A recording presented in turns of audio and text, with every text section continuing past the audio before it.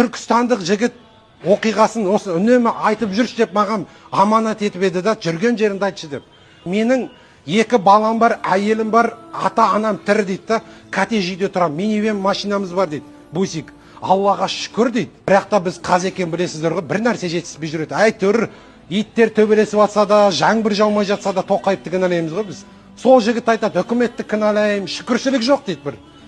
Басымның амандығы, туысқанымның амандығы, ата-анамның қасында жүргенін түсінбеппін дейді да. Бір күні бір бауырымыз үйленетін болып, Түркістаннан Шымкентке түнде жолға шықтық дейді да, ата-анамды алып, бала-шағамды, әйелімді алып, есікті жауып кеттік дейді да, Шымкентке.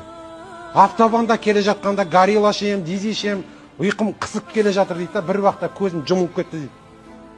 Есімді жисам, жан-жақтың барлығы аппарат дейді, шиқылдап жатыр дейді да. Мына жерде бір аппарат жатыр, мына жерде аппарат жатыр, катетр жатыр дейді. Түсінбей жатырмын дейді да. Мүмкін түсім шығар деп мынаны көтерем дейді да, бірақ шынымен де қолым сезіп жатыр дейді да. Өнімде болып жатыр дейді да. Бір уақытта медсестра айғалады дейді, мынау есін жиды деп. Содан сұрадым дейді, мен жаңа ғана машина айдап келе жаттым ғой. Мен бұл жерге қалай жеттім деп сұрадым дейді да. Сонда медсестра тұрып айтты дейді, сен жаңа ғана жатқан жоқсың сен. Бір жұма болды жатқаныңа. Жолда аварияға ұшырағаннан кейін сен осы жерге алып кет деп. Содан біраз ойланып жаттым, есім келер келмес, ата-анам, бала-шағам есіме түсіп жатыр дейді. Бір уақытта есіме түсті, сарт ете қалды дейді да. Ата-анам қасымда болды ғой менің. О кісілер мені біле ма деп сұрадым дейді да. Олар мені біле ме осында жатқанымды? Айттыңыздар ма деп сұрадым дейді да. Сонда үлкен апа дейді енді медсестра енді.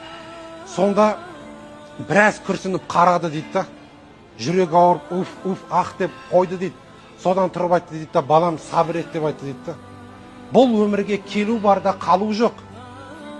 Сол жол апатында әйеліңде, бала-шағаңда, ата-анаңда бақилық болды деп айтты дейді да. Бір күнде Алла тағала барлығын алды да тастады.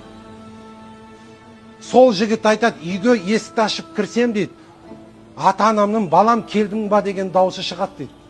Әйелімнің бөлмесіне барып орамалын, халатын құшақтап жылаймын дейді да. Баламның аяқ киімдерін иіскеп жылаймын дейді. Таппаймын дейді, бөлмелердің бар. Қайдасыңдар, неге мені тастап кеттіңдер деп айғайлаймын дейді. Бірақ пайда жоқ дейді да.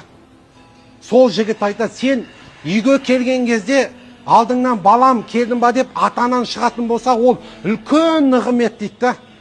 Себебі қаншама адамдар бар дүниеде ата-анасын таппай жүрді. Дүниеден өтіп кеткен.